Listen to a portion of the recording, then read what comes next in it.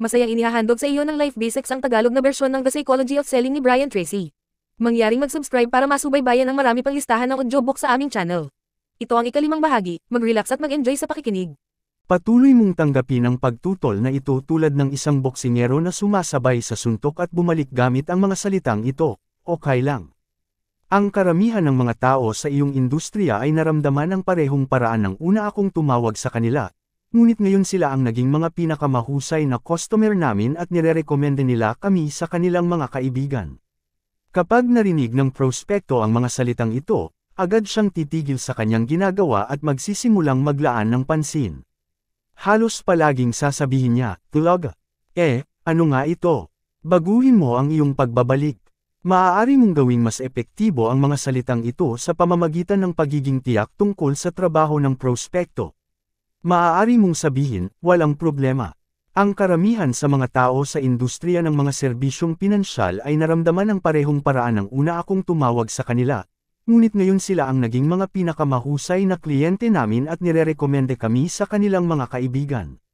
Sa libro ni Robert Cialdini, Influence, ipinaliliwanag niya ang epekto ng social proof sa pagpapalakas ng kredibilidad at pagpapakilos ng pagnanasa.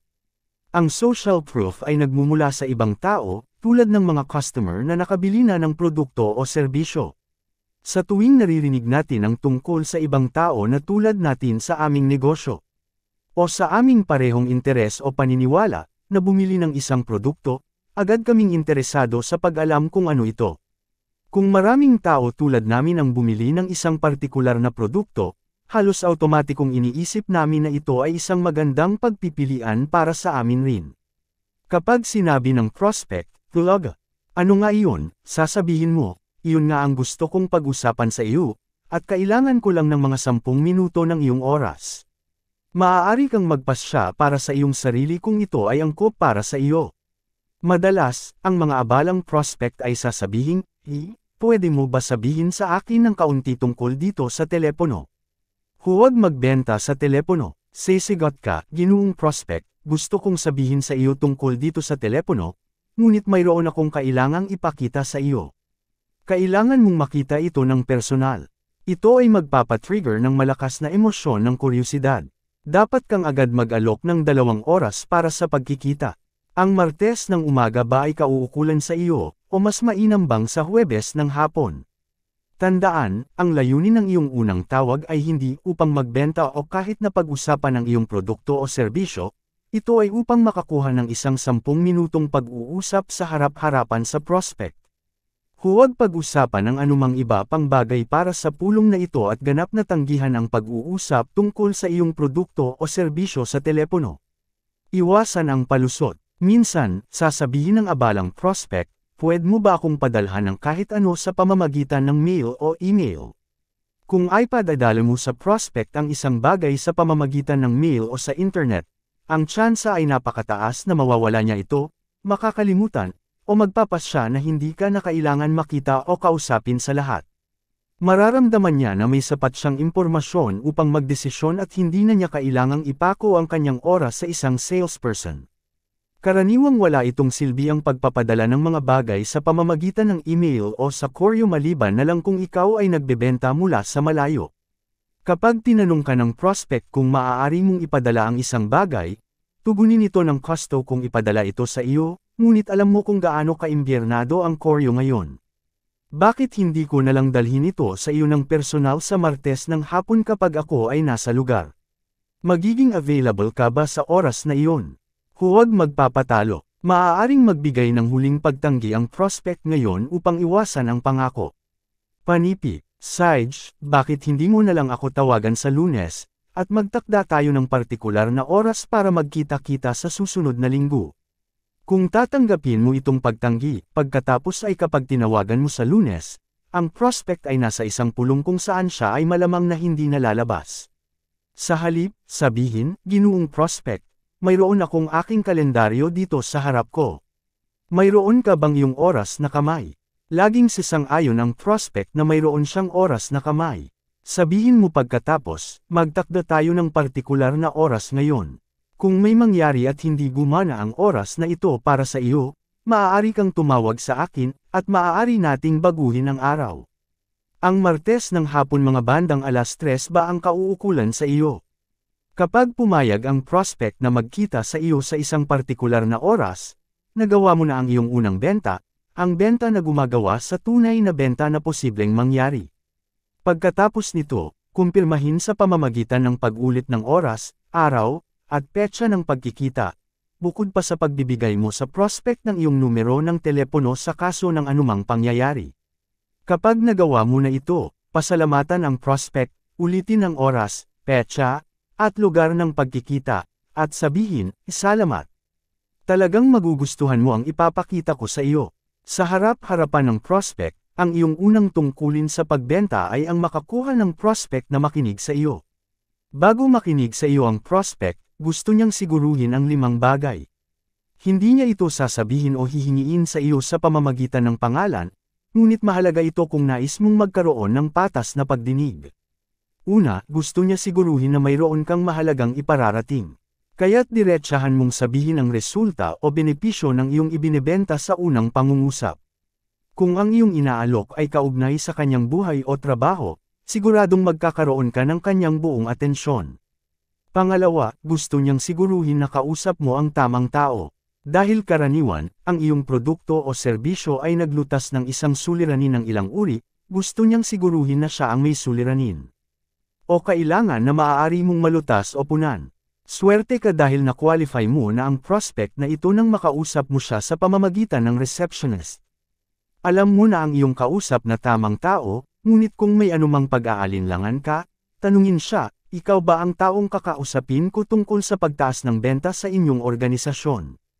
Ikaw ba ang dapat kong kausapin tungkol sa pagbawas ng iyong mga gastos sa pagproseso ng impormasyon? O ikaw ba ang taong kakausapin tungkol sa partikular na pangangailangan o suliranin sa loob ng inyong organisasyon?" Tandaan, hindi mo ibinebenta ang isang produkto o serbisyo, ibinebenta mo ang solusyon sa isang suliranin o ang kasiyahan ng tunay na pangangailangan.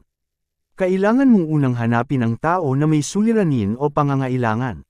Sa gayon lang maaari kang magsimula ng pag-uusap tungkol sa pagtulong sa kanya na makuha ang mga benepisyo ng iyong ibinebenta.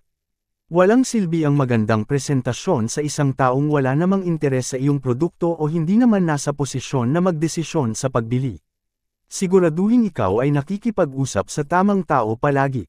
Pangatlo, sa hindi bababa, sa simula pa lang, gusto ng prospect na tiyakin na ang iyong pagbisita ay magiging maikli lamang. Ang mga tao ay sobrang abala ngayon, madalas silang abala sa mga problema at responsibilidad. Sila ay nagiging nerbyoso at negatibo kung iniisip nila na mayroong taong kukuha ng maraming oras nila. Kaya't kailangan mong tiyakin agad sa kanila na magtatagal ka lamang ng ilang minuto para sabihin ang benepisyo na nabanggit mo sa iyong unang tanong. Pang-apat, gusto ng prospect na tiyakin na hindi siya ilalagay sa anumang obligasyon kung magkikita kayo. Kaya't sinasabi mo, "Meron akong ipapakita sa iyo," at maaari mong suriin para sa iyong sarili. Ito ay nag-aalis ng presyon sa prospect at madalas na nagtatakda kung makakakuha ka ng appointment o patol. Panglima, gusto ng prospect na tiyakin na hindi mo gagamitin ang mataas na presyon. Ang dalawang pinakakaraniwang takot ng prospect tungkol sa mga salesperson ay ang takot na ma-pressure at ang takot na mabiktima. Sa pamamagitan ng paglapit sa prospect ng may positibo, magalang, at kaibig-ibig na pag-uugali, tinatanggol mo ang mga takot na ito. Pinapangyari mo siyang mag-relax at pakinggan ka ng mas mabuti. Kailangan mong matupad ang 5 layuning ito sa simula ng iyong pag-uusap at madalas sa telepono sa isang bagong prospect para makakuha lamang ng appointment. Mayroong paraan para gawin ito na aking itinuro sa libu-libong mga salesperson. Kapag ginamit nila ang paraang ito, madalas na nababago ang kanilang mga resulta sa pagkuha ng mga appointment, maging sa pamamagitan ng telepono o habang cold calling. Magsimula sa isang maayos na istrukturang tanong. Kapag sa wakas ay nakausap mo na ng personal ang bagong prospect, ipakilala ang iyong sarili, makipagkamay, umupo, at magsimula sa pamamagitan ng pagtatanong ng isang maayos na istrukturang tanong. Ito ay kadalasang isang interesanteng o di karaniwang tanong na nakatuon sa benepisyo ng iyong ibinebenta. Ang mga tanong ay epektibo dahil bawat tao ay kondisyon mula sa kabataan na sumagot ng mga tanong kapag sila ay tinanong. Kung tinanong mo ang isang tao kung anong oras na, bago pa siya makapag-isip ng iba, titingnan niya ang kanyang relos at sasabihin ang oras. Tumutugon ang mga tao ng automatiko sa mga tanong. Kaya't sinasabi natin sa pagbebenta na ang taong nagtatanong ng mga tanong ay may kontrol. Ang taong nagtatanong ng mga tanong ay nagko-control sa taong sumasagot. Ang pinakamabilis na paraan para magkaroon ng kontrol sa anumang usapan ay ang huminto at magtanong. Hanggang sa sumagot ang ibang tao sa iyong tanong, siya ay magiging lubos na nakatuon sa kung ano ang sinasabi niya. Kapag tinanong mo ang prospect, "Maari ko bang tanungin ka?" Madalas na siya'y sasabihin ng oo. Sa gayon, ikaw ay nasa ganap na kontrol. Patuloy na magtanong. Ang mga magagandang tanong ay nagtatag-trigger ng magagandang mga sagot. Kapag tinanong mo ang prospect, gusto mo bang makita ang isang pinatunayang paraan upang madagdagan ang iyong mga benta ng 20-30% kada taon? Hindi makakapagsalita ang prospect ng anumang iba hanggat hindi niya nasasagot ang tanong. Ang nagtatanong ang may kontrol. Sa lahat ng aking mga taon ng pagbubukas ng isang tawag sa isang prospect gamit ang tanong na ito, mayroon lang akong isang tao. Ito ang tamang bantas, sinabi niya, hindi ako interesado. At ang dahilan kung bakit hindi siya interesado ay dahil ang mga tagakuha sa kanyang bangka ay bagong dumating at nagsara ng kumpanya, sinabi niya sa telepono. Masyado nang huli para sa amin. Sana tumawag ka sa akin 6 na buwan na ang nakalipas. Ngunit lahat ng iba pang sales manager na aking tinanong ang tanong na iyon ay nagsabing oo. Ano ito? Kailan mo gustong pumunta at makipag-usap? Ang iyong tanong ay dapat mag-trigger din sa tugon na ito. Ang pangalawang hakbang sa paraan ng pagkakakuha ng harapang pagpupulong ay maging magalang at sabihin, "Kailangan ko lang ng mga 10 minuto ng iyong oras para ipakita sa iyo kung ano ang meron ako, at maaari mong husgahan para sa iyong sarili." Ang mahalagang punto na ipadala ay, ikaw ang maghusga. Ito ay nagtitiyak sa prospektong ang pagpupulong ay mabilis lang, sila ay hindi magkakaroon ng presyon, at mayroon kang mahalagang at kaugnay na bagay na ibabahagi sa kanila. Tumukoy sa iba pang masayang mga customer. Sa karamihan ng mga kaso, kahit na may magandang tanong sa simula, ang mga prospektong magiging mahiyain at may pagsalungat sa pagtatalaga ng pagpupulong sa iyo. Upang malampasan ang pagsalungat na ito, ang pinakamakapangyarihang teknik ay tumukoy sa iba pang nasisiyahang mga customer na kasalukuyang gumagamit ng iyong produkto. Kung tumatawag ka sa isang kumpanya ng pag-iimprenta at ikaw ay nakabenta na ng isa sa iyong mga produkto sa isa pang kumpanya ng pag-iimprenta, sabihin sa kanila, isang kumpanya sa inyong industriya, ang ABC Printing Services, ay gumagamit na ng produkto na ito at nakakakuha ng magagandang resulta. Dahil sa kapangyarihan ng patunay sa lipunan, madalas na nagbabago ito ng isang negatibong o neutral na prospektong positibo at pumupukaw sa pagnanais na makita ka at malaman kung ano ang iba pang mga tao sa industriya na ginagawa na. Palakasin ang kredibilidad ng iyong produkto.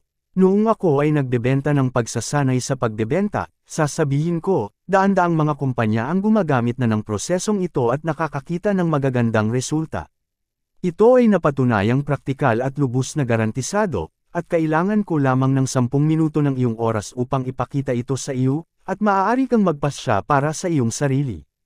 Ang sinuman ay maaaring magbigay sa iyo ng 10 minuto, maaaring hindi sila makapagbigay sa iyo ng kalahating oras bago ang buwan pagkatapos ng susunod, ngunit maaari nilang ibigay sa iyo ang 10 minuto kaagad kung mayroon kang isang bagay na kagustuhan nila. Maging propesyonal sa lahat ng oras. Mahalaga na hindi mo gawin ang kamalian na mag-alok sa prospektong 2 partikular na oras, tulad ng maganda ba sa iyo ang alas 10:30 ng umaga o alas 11:20 ng umaga bukas. Ito ay isang lumang manipulatibong paraan ng pagkuha ng mga pagpupulong na narinig na ng mga customer ng maraming beses. Kung gagamitin mo ito, sinisira mo ang iyong kredibilidad. Kahit na interesado ang prospektong sa iyong alok, maaaring mawala nila ang interes kung kanilang maramdaman na sinusubukan mong manipulahin sila. Ito ang oras kung kailan dapat kang maging kaaya-aya, positibo, at matyaga.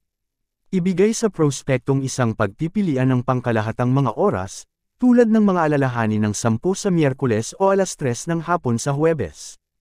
Kung walang isa sa mga oras na ito ang gagana para sa prospekto, tanungin, kailan ang magiging kaukulang oras para sa iyo?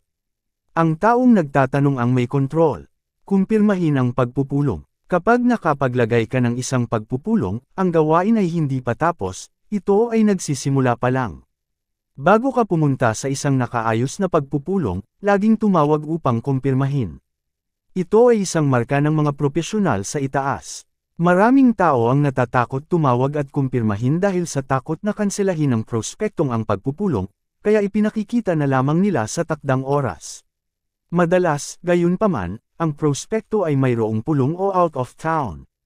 Minsan ay siya ay may sakit o may emergency. Isang malaking bilang ng mga nakaayos na mga pagpupulong ang bumagsak dahil sa mga dahilan na labas sa iyong kontrol. May dalawang paraan upang kumpirmahin ang isang pagpupulong. Ang una ay tumawag sa prospektong sabihin sa kanya na ikaw ay naroon sa takdang oras at umaasa na makita siya. Ito ay nagbibigay sa prospekto ng pagkakataon na baguhin ang petsa kung may dumating na bagay na nagkakasalungat sa inyong pag-uusap. Ang isa pang paraan upang kumpirmahin ang isang pagpupulong ay simpleng tawagan ang receptionist at itanong, nandiyan ba si Mr. Brown? Kapag sinabi ng receptionist na oo, sasabihin mo, maganda, ito si Brian Tracy. Nagtatawag lamang ako upang kumpirmahin ang aking appointment sa kanya ng 10:00 ng umaga bukas. Pakisabi sa kanya na andyan ako sa oras.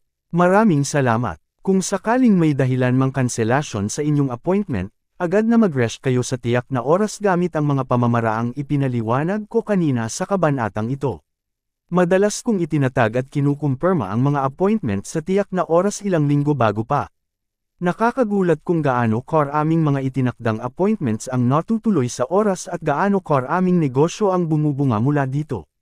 Pangasiwaan sa pamamagitan ng pagtangi.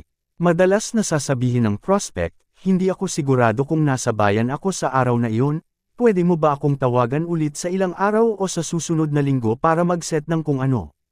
Kapag narinig mo ito, agad kang sisigat ng, Ginoong prospect, alam ko kung gaano kayo kaabala, pero hayaan natin na pangasiwaan sa pamamagitan ng pagtangi. Itatag natin ang isang tiyak na appointment ngayon, at kung may mangyaring anuman mamaya, maaari nating baguhin ito sa oras na iyon.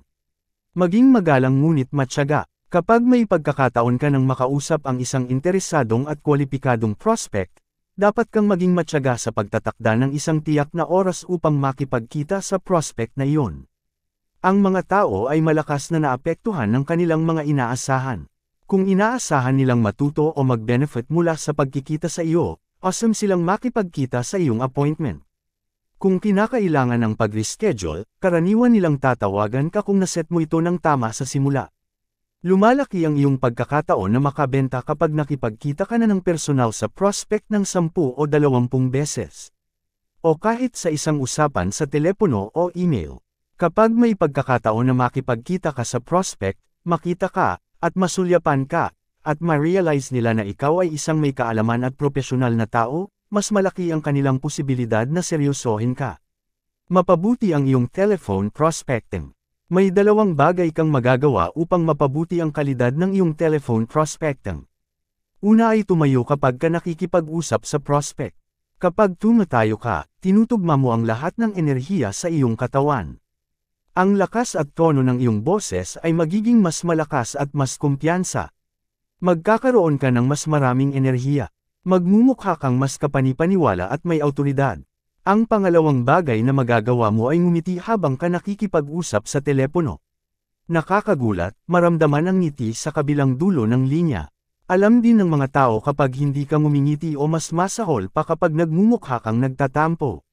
Maraming salespeople na kasama ko sa trabaho ang talagang naglalagay ng mga salamin sa kanilang mga mesa at ngumingiti sa kanila habang sila'y nag-uusap sa telepono sa kanilang mga prospects. Kapag pinagsama mo ang pagtayo at ngiti, mas pinapakita mo ang mas malaking enerhiya at kapanino. Madalas ito ang dagdag na pampuwersa na kailangan mo upang makakuha ng appointment sa pamamagitan ng telepono. Panatilihin ang inisyatibo. Huwag asahang tatawag sa iyo ang mga tao pabalik, anuman ang kanilang tunay na kaalaman o katalinuhan. Ikaw, bilang salesperson, dapat na panatilihin ang inisyatibo hanggang sa makakuha ka ng unang mukha sa mukha na appointment. Huwag hayaang ilagay ka ng mga tao sa tabi para sa anumang dahilan at asahan na sila ay babalik sa iyo sa isang ibang pagkakataon dahil sa sobrang abala nila. Hindi nila ito kailanman magagawa, kahit na sila ay interesado sa iyong binibenta. Tandaan, ang pagtanggi ay hindi personal. Ang unang pagtanggi sa sales ay hindi personal din.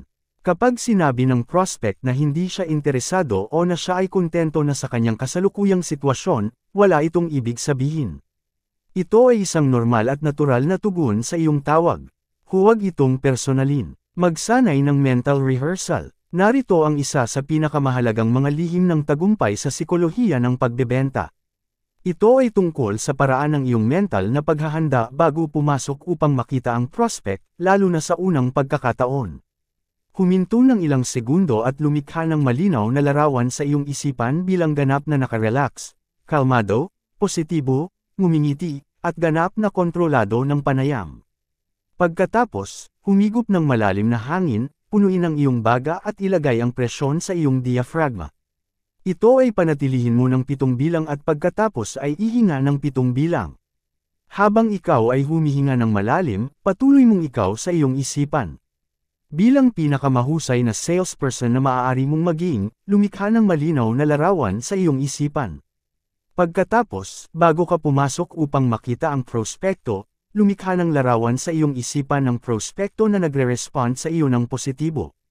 Makita siya na umuo, ngumingiti, pumapayag, at nag-e-enjoy sa iyong presensya at sa iyong usapan. Maaari mong dagdagan ang lakas ng mental na pagsasanay bago ang isang pagpupulong sa pagbebenta sa pamamagitan ng pag-alala sa isang nakaraang matagumpay na tawag sa pagbebenta. Isipin ang pinakamagandang tawag sa pagbebenta na nagawa mo kamakailan. Isipin kung gaano ka nasisiyahan sa pakikipag-usap sa prospekto, gaano ka positibo ang prospekto, at lalo na ang presentasyon na nagtapos sa pagbebenta. Tandaan ang mga damdamin ng kaligayahan at kasiyahan na iyong nakuha mula sa transaksyon na iyon. Pagkatapos, ilipat ang parehong damdamin sa larawang mental na nilikha mo para sa iyong sarili at sa prospekto na iyong makakausap. Ang ehersisyo na ito ay magbibigay saya sa iyo. Papatagan nito ang iyong buong personalidad. Sa pamamagitan ng malalim na paghinga, pagsasarili, at pag-iisip, ikaw ay lubos na handang mag-perform sa iyong pinakamahusay. Usapin mo ang iyong sarili ng positibo.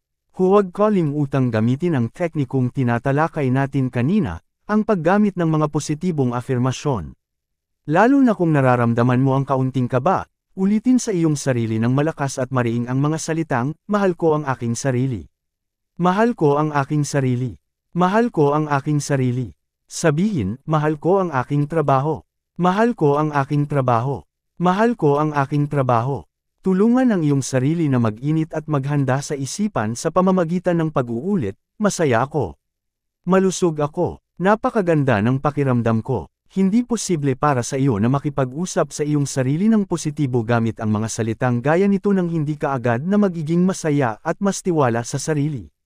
Kapag pumasok ka upang makita ang prospekto, mararamdaman ng prospekto ang positibong enerhiyang nagmumula sa iyo.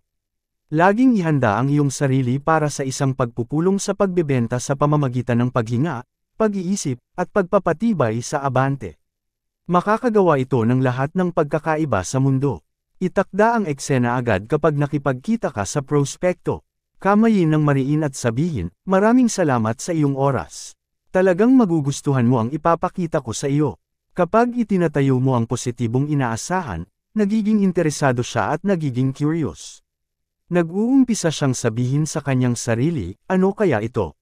Kapag ikaw ay ngumingiti, tiwala, at positibo, ito ay inilalarawan mo sa prospekto at lumilikha ng mataas na antas ng kakaibang pag-aabang sa iyong sasabihin.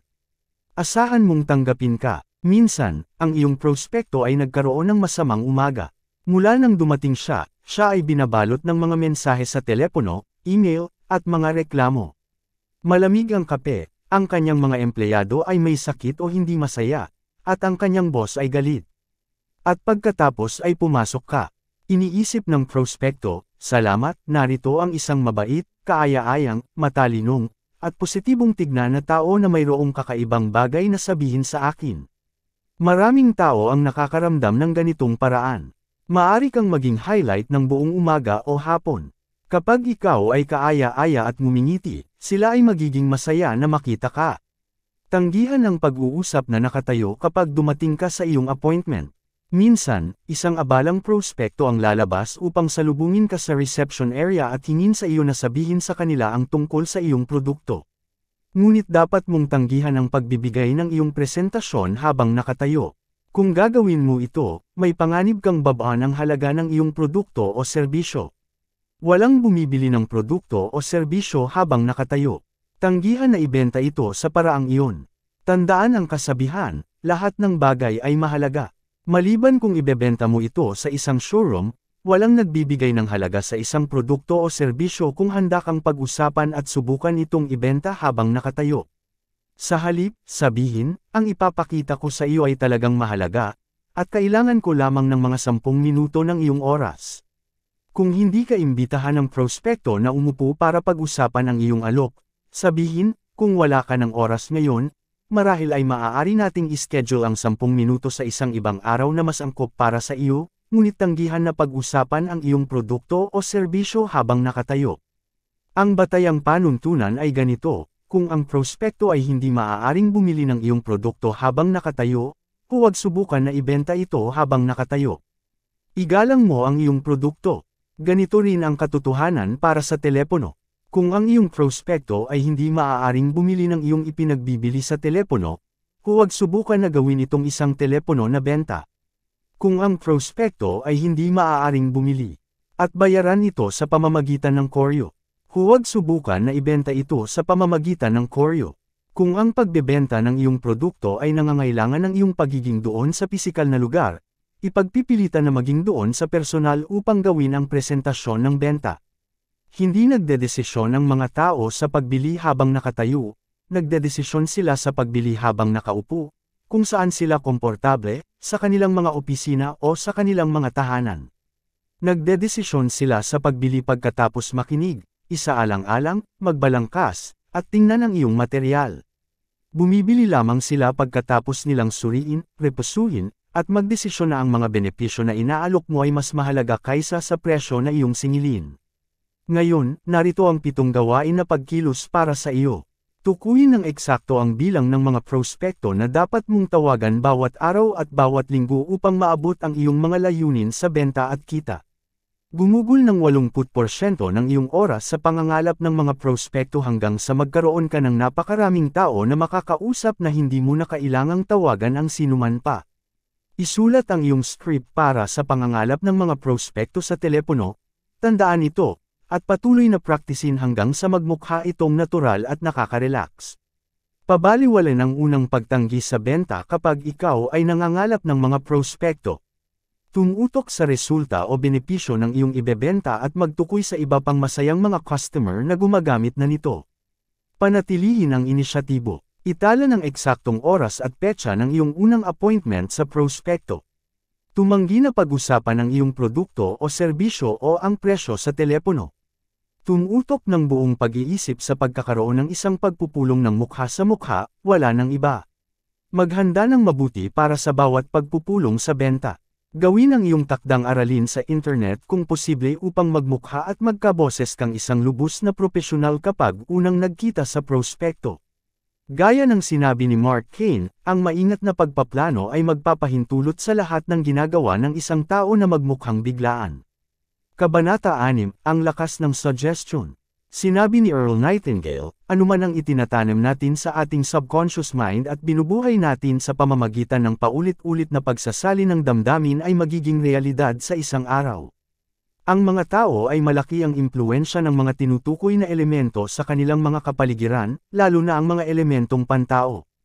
Ang tinukoy na impluwensya ng isang kalmado, may tiwala, at nakarelax na taong nagbebenta ay napakalakas. Ito ang dahilan kung bakit ang pinakamatagumpay na mga taong nagbebenta ay karaniwang yaong mga pinakamapayapa at madaling lapitan. Karaniwan silang maayos ang anyo, at propesyonal sa bawat aspeto. Ang mga pinakamahuhusay na nagbebenta ay may nakakalma at nakaka-relax na epekto sa mga customer. Sila ay may tiwala sa kanilang sarili at sa kanilang produkto o serbisyo. Bilang resulta, nararamdaman natin ang tiwala sa pakikinig sa kanila. Nababatid natin ang mga bagay na sinasabi nila at tungkol sa produkto o serbisyong inaalok nila. Panlabas na kapaligiran, ang bawat tao ay malaki ang impluwensya ng kanilang pisikal na kapaligiran din. Ang iyong kapaligiran ay may malaking epekto sa kung paano ka mag-isip, magdamdam, at kumilos. Maliit na pagbabago sa iyong kapaligiran ay maaaring magdulot ng agaran at positibong pagbabago sa paraan ng iyong pagtugon at pagresponde sa mga nangyayari sa paligid mo.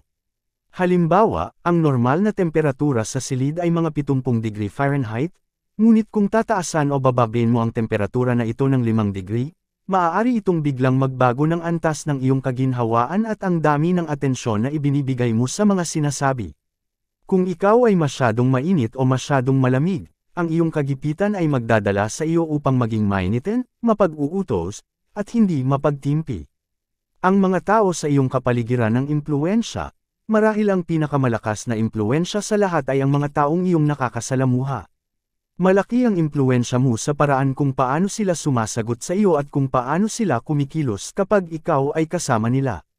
Ang karamihan sa iyong reaksyon sa ibang mga tao ay sa simula pa lamang ay isang subconscious. Lahat ay may karanasan na sa pagkakakilala sa isang tao at biglang may negatibong o positibong reaksyon sa kanya, kahit na bago pa ang anumang salita na naisalita. Ang dahilan para sa agarang pagtaya na ito ay na ang iyong mga naunang karanasan sa maraming iba pang mga tao ay nakaimbak sa iyong subconscious mind bilang bahagi ng iyong permanente memory bank. Kapag nagkakaroon ka ng isang bagong tao, ang iyong subconscious ay kumukonekta sa mga puntos at nagbibigay sa iyo ng agarang pagtataya ng taong iyon. Batay sa iyong mga nakaraang karanasan, mayroon kang subconscious na tugon sa ibang tao. Ang mga customer ay subconscious din na tumutugon sa iyo. Ang lahat ng iyong ginagawa bago ang presentasyon sa pagbebenta at ang lahat tungkol sa iyo kapag nakikilala mo ang prospect ay nagpapataas o nagpapababa sa kalidad ng nakakumbinsi na kapaligiran at nagtatakda kung gagawa ka ng isang benta o hindi. Mayroong maraming mga nakakaapekto sa kapaligiran na maaari mong kontrolin. Ang mga pangunahing bagay ay ang iyong anyo, boses, at pag-uugali. Kung maganda ang iyong itsura, malinaw at tiwala ang iyong boses, at ang iyong pag-uugali ay payapa at optimistiko, ang unang epekto ng iyong presensya ay gagawa ng positibong impresyon sa prospect. Swerte na maaari mong kontrolin ang iyong pisikal na anyo sa halos lahat ng aspeto. Maaari kang magbihis ng propesyonal, magayos ng kaakit-akit, at kontrolin ang iyong posture. Ang iyong layunin sa lahat ng oras ay magmukhang isa sa mga pinakamahusay na tao sa iyong larangan. Praktisin ang iyong pagbebenta. Maaari mong tiyakin na malakas at malinaw ang iyong boses sa pamamagitan ng pagsasanay ng iyong presentasyon sa harap ng salamin. Ang mga propesyonal na aktor ay gumugol ng maraming oras sa paglalakad, pagsasalita, pagpapamalas ng kilos, at paghahatid ng kanilang linya sa harap ng salamin, eksakto kung paano nila sinusubukan na ipakita ang kanilang mga boses sa likod na hanay ng manunood. Pagkatapos, kapag kasama mo ang isang prospect, ikaw ay simpleng bababaan ang volume habang pinananatili ang parehong kumpiyansa at enerhiya. Ito ay may napakalaking impluwensya sa isip ng prospect. Maging positibo at masaya. Maaari mong kontrolin ang iyong pag-uugali, tiyakin na ito ay masigla at may kumpiyansa sa pamamagitan ng mga teknikong pang-mental na pagsasanay na nabanggit na. Maaari mong madalas na i-visualize ang iyong sarili bilang isa sa mga nangungunang propesyonal sa pagbebenta sa iyong larangan. Bago mo puntahan ang prospect, maaari kang mag-usap sa iyong sarili ng positibo, paulit-ulit na sinasabi, "Ako ang pinakamahusay, ako ang pinakamahusay, ako ang pinakamahusay." Maaari kang tumayo ng tuwid na may likod na diretsyo at ang iyong baba taas. Maaari kang tumingin sa mata ng prospect at makipagkamay ng mariin. Maaari kang magpakita bilang isang positibo, handang propesyonal na salesperson sa lahat ng aspeto. Magbihis ng maayos para sa tagumpay.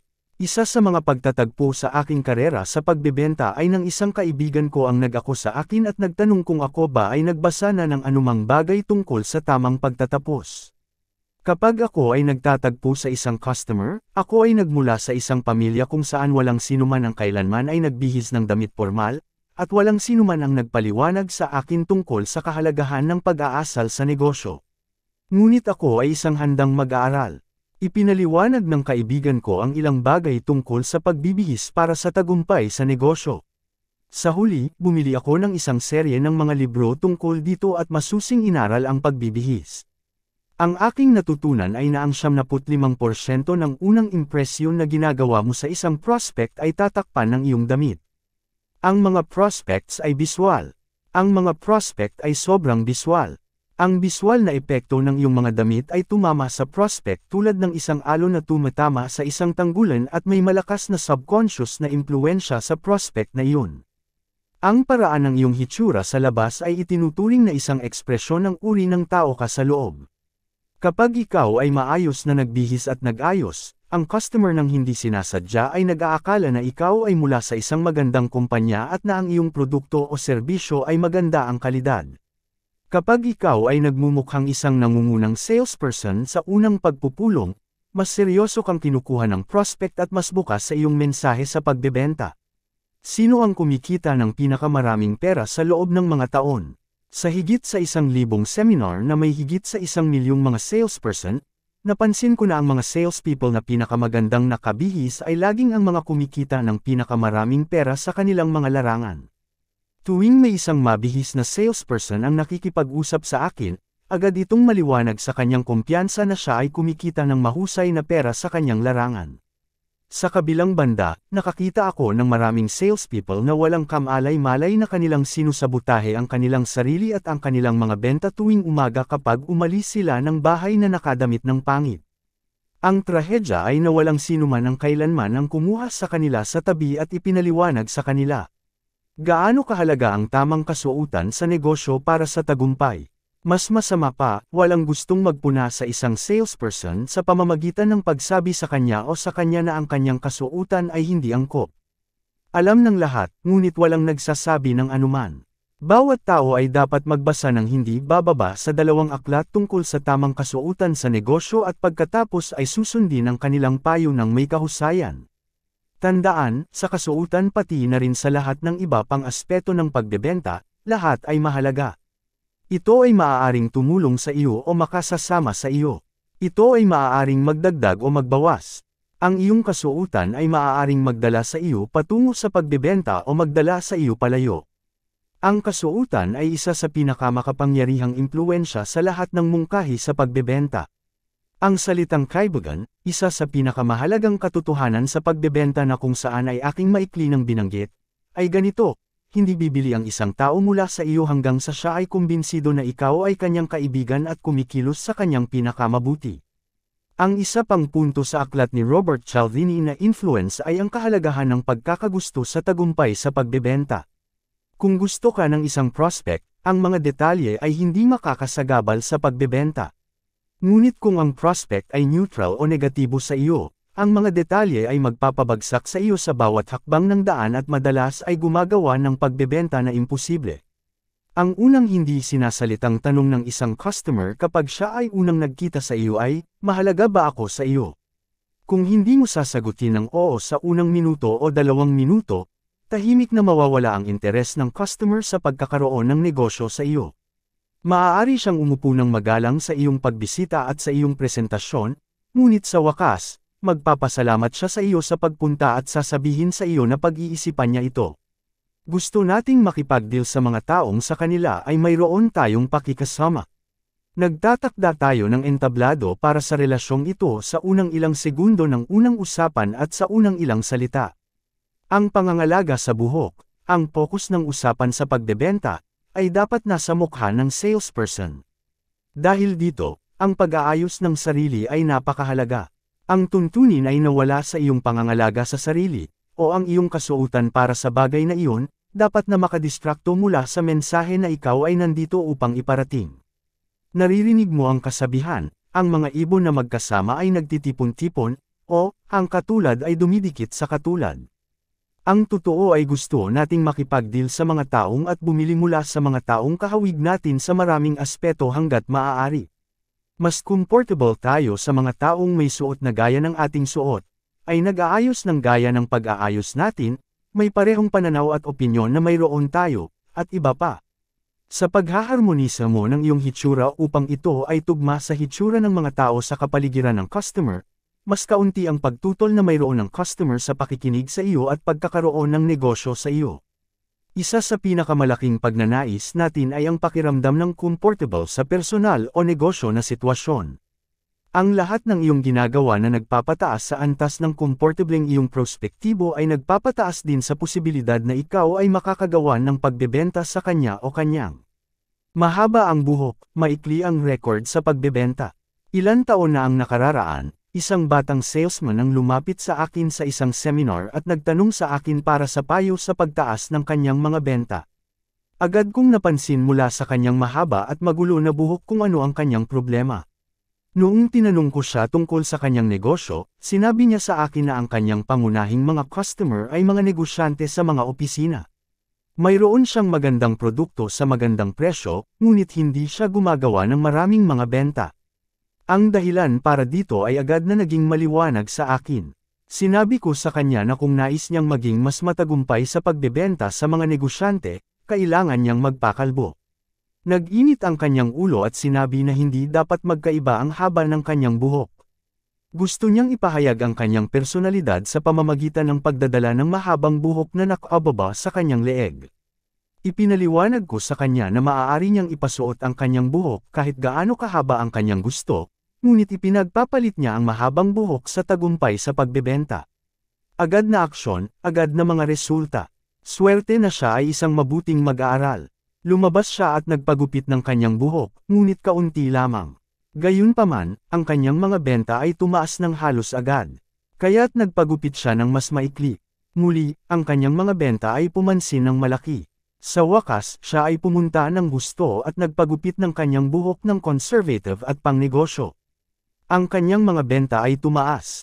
Siya ay nakapaglipat mula sa bahay ng kanyang mga magulang at nakabili ng isang kotse.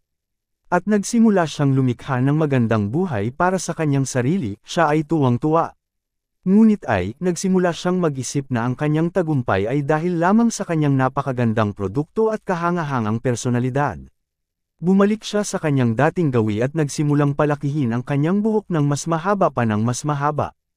At habang lumalaki ang kanyang buhok, bumagal muli ang kanyang mga benta. Nang ang kanyang buhok ay muli nang nakalabas sa kanyang barong at tila isang malagang aso na pumupunta mula sa perpektong perpektahan, naubusan siya ng pera at kinailangang bumalik sa bahay kasama ang kanyang mga magulang. Noong huling beses na nakita ko siya ay may mahabang buhok pa rin, suot niya ang mga lumang damit, at may butas sa kanyang mga sapatos. Siya ay naglakad mula sa takdang oras na may kaunting pag-asa at mas mababang tagumpay. Ang pagpapakilala ng iyong produkto o serbisyo ay dapat laging malinis, maayos, at ipinakikita sa pinakamahusay na posibleng liwanag. Ang mga tao ay malakas na naapektuhan ng tinutukoy na epekto ng isang produktong makulay at kaakit-akit. Negatibong naapektuhan ang mga prospekto ng mga materyales ng produkto na marumi, maitim, pinaglalagyan ng mga mantsa ng kape, o magulo at hindi maayos. Laging maglaan ng oras upang tiyakin na ang iyong mga materyales sa pagbebenta ay magmukhang mahusay sa lahat ng aspeto. Tandaan, ang mga tao ay lubos na visual. Ang kanilang nakikita ay may malaking epekto sa mga opinyon na nabubuo nila sa iyo, sa iyong produkto o serbisyo, at sa iyong kumpanya.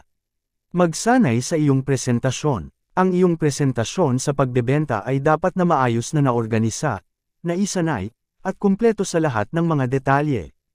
Hanggang sa 80% ng halaga ng iyong produkto o serbisyo, sa abot ng iyong prospektong kinalalagyan, ay makapaloob sa kalidad ng iyong presentasyon.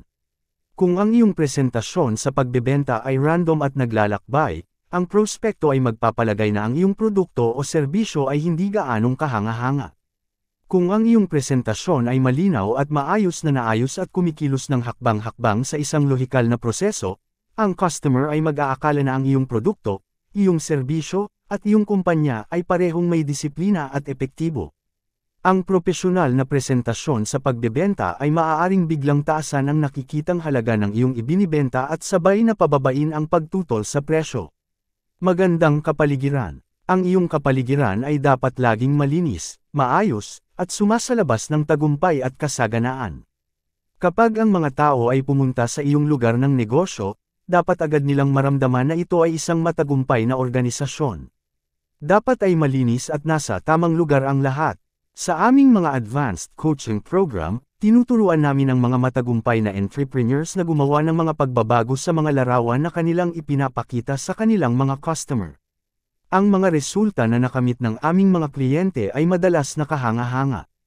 Kamakailan lang, isang mag-asawa na may maliit na negosyo ang nagreklamo na bagaman sila ay medyo matagumpay sa pagkuha ng mga prospekto upang pumunta sa kanilang opisina para sa isang unang interview sa pagbebenta, pagkatapos ay, ang mga prospekto ay umalis at hindi na bumalik. Ang dalawang napakatalentadong ito na mga tao ay patuloy na nagtatrabaho sa pagpapabuti at pagpapaunlad ng kanilang presentasyon sa pagbebenta at mga materyales, ngunit wala pa rin. Ang isang bagay na kanilang ginagawa o hindi ginagawa ay nagkakahalaga sa kanila ng napakalaking halaga ng negosyo. Palakasin ang iyong mga opisina. Lumabas na nagsimula sila sa kanilang negosyo na nagtatrabaho mula sa kanilang tahanan. Noong nagdesisyon silang lumipat mula sa kanilang tahanan, umarkila sila ng murang opisina at itinatag ito gamit ang mga gamit na ginamit.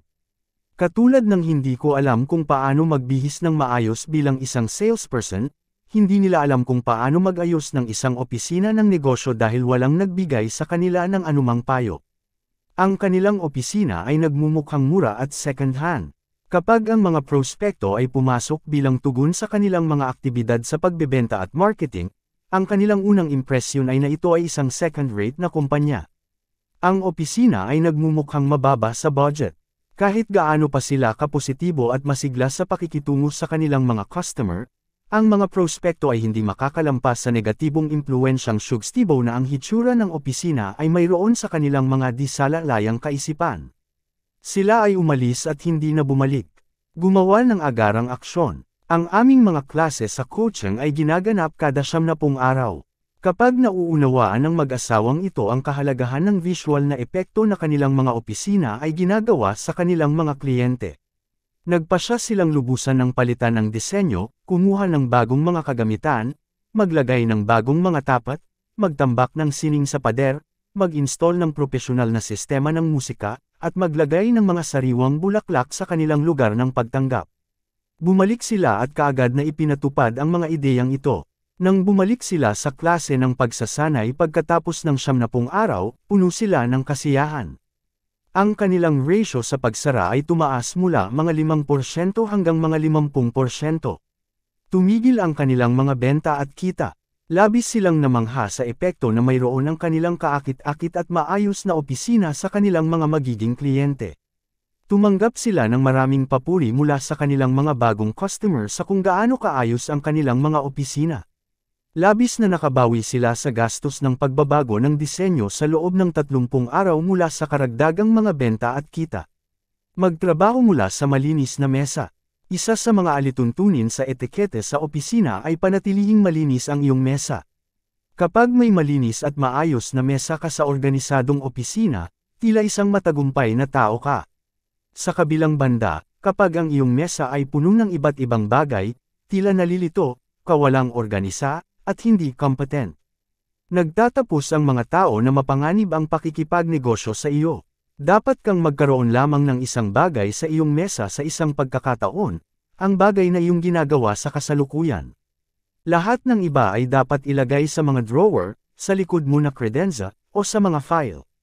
Maaari mo ring linisin ang iyong mesa sa pamamagitan ng paglalagay ng lahat sa isang tumpok at paglalagay ng tumpok sa sahig sa likod ng mesa. Pero panatilihin ang iyong mesa na malinis. Dablaha ang iyong produktibidad. Natuklasan ko na ang mga taong nagtatrabaho mula sa malinis na mesa ay 2 o 3 beses mas produktibo kaysa sa mga taong nagtatrabaho mula sa magulo na mesa. Kapag nagtatrabaho ka mula sa malinis na mesa, maaari kang mag-focus at mag-concentrate sa isang bagay sa isang pagkakataon. Kapag puno ang iyong mesa, palagi kang nag-aayos at nag-aayos ng mga papel at trabaho. Madalas, hindi ka sigurado kung nasaan ang lahat. Ginugol mo ang napakalaking oras sa pagpunta-punta, pagpunta at pagbalik, na kumukuha ng kaunti lamang.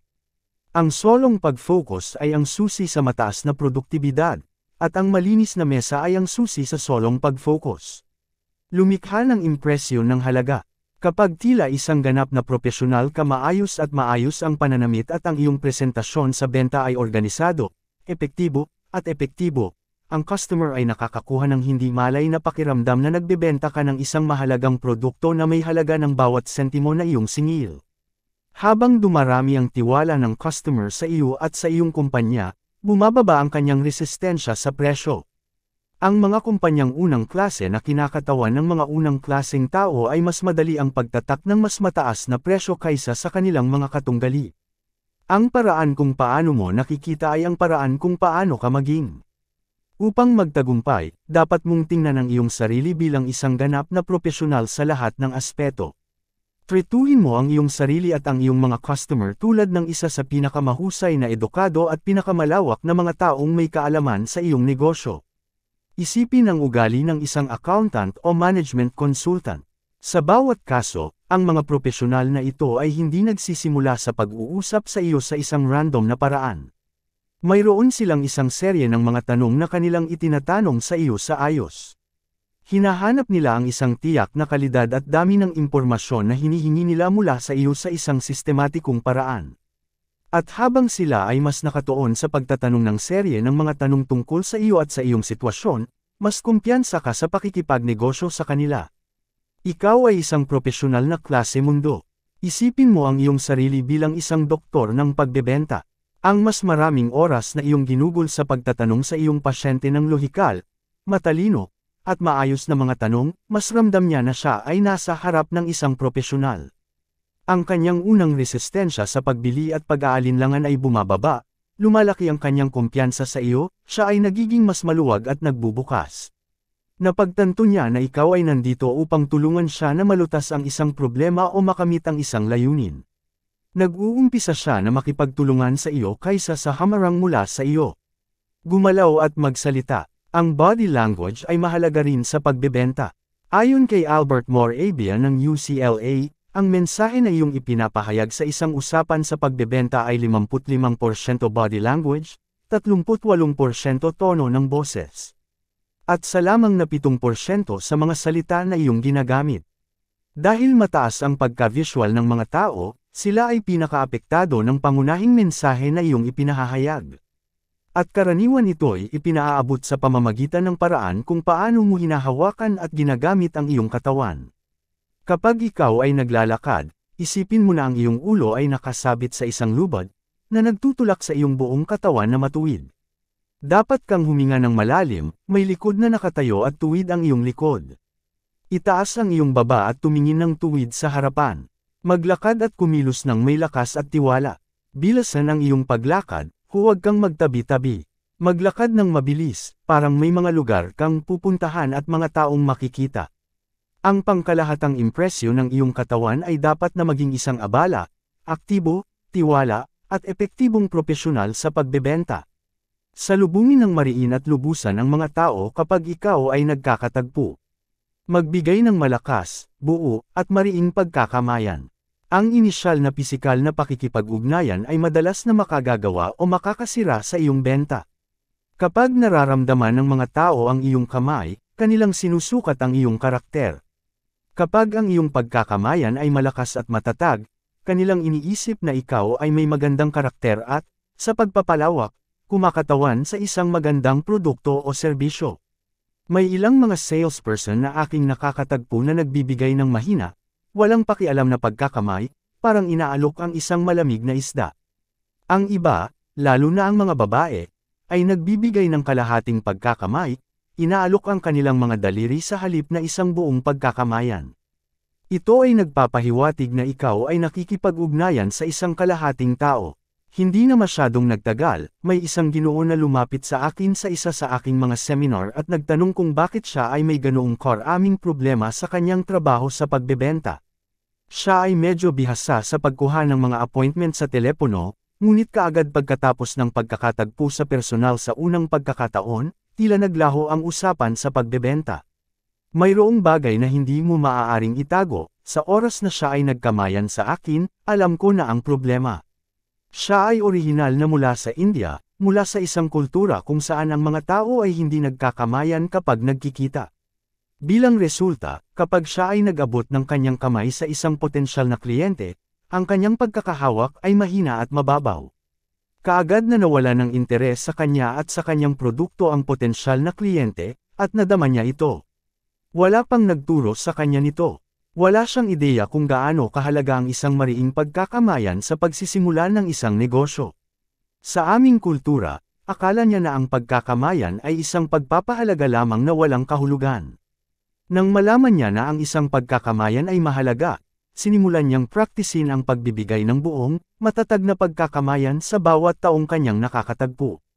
Sumulat siya sa akin pagkatapos at sinabi na tumalon ang kanyang mga benta mula sa unang linggo na sinimulan niyang praktisin ang bagong teknikong ito. Ang tamang pagbati, may isang beses na isinulat ng isang tao ang isang liham kay Miss Manners at nagtanong kung ang tamang pagbati kapag nagkakakilala sa isang bagong tao ay masaya akong makilala ka, o kamusta ka. Sumagot si Miss Manners sa pamamagitan ng pagsasabing ang wastong pagbati ay kamusta ka. Nang nakakatawa, idinagdag niya na hindi mo sinasabi ang masaya akong makilala ka, dahil hindi mo pa alam kung ikaw ay ganun nga. Kapag nagkakakilala ka sa isang potensyal na kliyente para sa unang pagkakataon, mag-alok ka ng iyong kamay, tingnan mo ng diretso ang iyong mata at sabihing kamusta ka. Ang inisyal na pagkikita na ito ay tulad ng pagtulak sa isang laro ng football. Kung ito ay ginawa ng maayos, ito ay maaaring magdala sa iyo ng malayo patungo sa mga poste ng tagumpay sa isang benta. Upright, nakaharap, kapag ikaw ay nakaupo sa isang sitwasyon ng pagbebenta, laging harapin mo ng diretso ang potensyal na kliyente. Huwag magpahinga sa likod ng upuan. Ito ay nagpapakita na ikaw ay nakarelax at hindi nag-aalala tungkol sa layunin ng iyong pagbisita. Sa halip, umupo ng tuwid ang likod, maglin ng kaunti paarap, manatili alerto, at maging lubusan na nakatutok pareho pisikal at mental sa usapan sa pagbebenta. Dapat kang magmukhang parang isang tumatakbo sa simula, naghihintay sa umpisa ng laro. Kakaiba sa lahat, tayo ay lubos na naapektuhan ng body language ng mga taong kausap natin. Kapag ikaw ay nakaupo ng tuwid, naglin paarap, at nakahanda sa iyong paligid, ikaw ay nagiging dahilan par. Kaysa kung ikaw ay aantebe at magpapahinga habang nag-uusap sa benta, ay pakilos ang prospektong magbukas. Kung ang isang prospektong nakaupo na may kanyang mga braso na nakalupaypay, karaniwan itong hindi magandang tanda. Sa ilang pagkakataon, ito ay dahil sa sobrang lamig sa opisina, ngunit sa karamihan ng mga kaso, ito ay isang palatandaan ng hindi pagkakainteres. Kapag nakalupaypay ang mga braso ng isang tao, karaniwan itong nangangahulugang sarado ang kanyang isipan. Ang nakalupaypay na mga braso ay isang disinasadyang paraan ng katawan na humaharang sa pumasok na impormasyon. Kapag ini-unfold niya ang kanyang mga braso, binubuksan niya ang kanyang isipan. Pabukasan ng prospektong i-unfold ang kanyang mga braso, swerte na mas madali itong buksan ang kliyente sa iyong mensahe.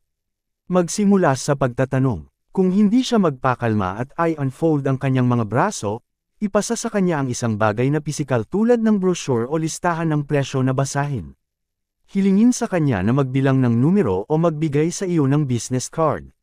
Gamitin ang iyong katalinuhan upang buksan ang mga braso upang mas bukas at handa siyang tumanggap sa iyo at sa iyong mensahe. Gamitin ang positibong wika ng katawan. Maaaring magpadala ng parehong mensahe ang mga nakatikip na binti. Kapag nakatikip ang mga binti ng isang customer, karaniwan itong nangangahulugang may tinatago siyang impormasyon. Kung nakatikip ang kanyang mga binti sa bukong-bukong, nangangahulugan ito na hindi niya sinasabi sa iyo ang lahat ng kailangan mong malaman. Sa proseso ng pagmimiroring at pagsasanay, ang iyong prospektong karaniwang susundan ang iyong sariling wika ng katawan. Kapag sadyang iniingatan mo ang iyong mga braso at bukas ang iyong mga kamay na nakapatong sa sahig, may mga hindi nakatikip na bukong-bukong, ang iyong prospekto ay madalas nagagaya sa parehong wika ng katawan. Kapag ikaw ay bahagyang umuurong, makinig ng maingat sa sinasabi ng prospekto, kumibo, ngumiti, at makinig. Ang prospektong madalas nagagaya sa parehong mga gawi. Siya ay madalas na magsisimula ng pagsasalita, pagtatanong, at mas maingat ding makinig. Bawasan ang ingay at mga sagabal. Ang mga tao ay maaari lamang magtuon sa isang bagay sa isang pagkakataon. Kaya't napakahalaga na bawasan ang ingay at abala sa kapaligiran habang nakikipag-usap sa isang prospekto. Subukan tiyakin na walang sagabal. Kung ikaw ay nasa lugar ng negosyo ng iyong prospekto at maraming nagaganap sa paligid mo, magtanong kung maaari kang lumipat sa isang lugar kung saan maaari kayong makipag-usap ng ilang minuto nang walang sagabal. Sabihin, Ginoong prospekto, kailangan ko lamang ng mga 10 minuto ng iyong oras. Mayroon ba tayong pwedeng pag-upuan kung saan hindi tayo maistorbo? Ikaw ay masayang magugulat kung gaano karaming prospektong agad na pumapayag dito. Iwasan ang mga sagabal sa komunikasyon. Kapag nakikipag-usap ka sa prospekto, subukang iwasan ang mga sagabal tulad ng mga mesa o desks. Kung ang prospekto ay nakaupo sa likod ng isang mesa, tanungin siya kung pwede kayong umupo ng magkasama sa isang mesa kung saan mas madali mong maipapakita ang materyal na dala mo. Hindi ko pa nararanasan na tumanggi ang isang prospekto na bumangon at lumipat kung hihilingin sa kanya ng isang salesperson sa isang magalang at kaaya-ayang paraan. Kapag ikaw ay nakaupo sa tabi ng isang prospekto, laging paharapin ang individual sa iyong kaliwa. Sa ganitong paraan, kapag ikaw ay umiikot ng mga pahina ng iyong materyal sa presentasyon, madaling makita ng prospekto ang lahat ng ginagawa mo. Kapag hiningan mo ang prospekto na lumipat at pumayag siya, simula na siyang tumugon sa iyong makatwirang mga hiling. Ito ay lumalapit sa iyo sa punto kung saan maaari mong hingin ang benta. Nagbebenta sa bahay. Kapag ikaw ay nagbebenta sa bahay, may mga tiyak na espesyal na psikolohikal na dynamics na dapat mong bigyang pansin. Maraming salamat sa pagsubaybay ng Tagalog na bersyon ng The Psychology of Selling ni Brian Tracy. Mangyaring mag-subscribe para masundan ang mas marami pang kwento dito lang sa Life Basics.